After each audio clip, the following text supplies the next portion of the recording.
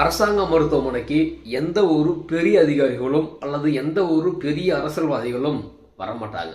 அதுக்கு என்ன காரணம் அப்படின்னா, இப்போ ஒரு காவலருடைய குழந்தை தவறான சிகிச்சையால் கால் பாதம் இழந்திருக்கு.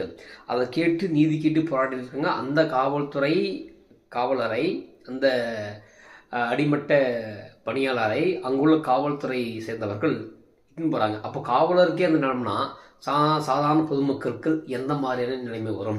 ஒரு சாதாரண மக்கள் தினமும் என்ன பண்ணுறாங்க, அவஸ்தைப்படுறாங்க. தவறான சிகிச்சையில் நிறைய பேருடைய வாழ்க்கை பறிபோயிருக்கு, உயிர் பறிபோயிருக்கு.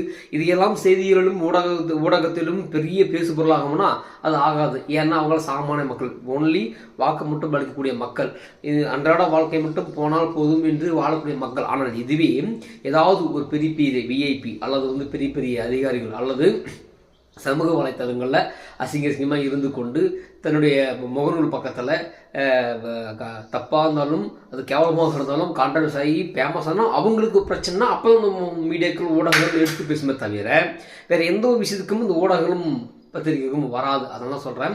அப்போது இந்த தமிழ்நாட்டில் இவர்கள் ஏன் அரசாங்க மருத்துவமனைக்கு போகிறதில்ல? எப்போ பார்த்தாலும் பெரிய பெரிய மருத்துவமனைக்கு போகிறோம்னா இதுதான் நிலைமை. இந்த நிலைமை என்றைக்கு மாறும் தெரியல.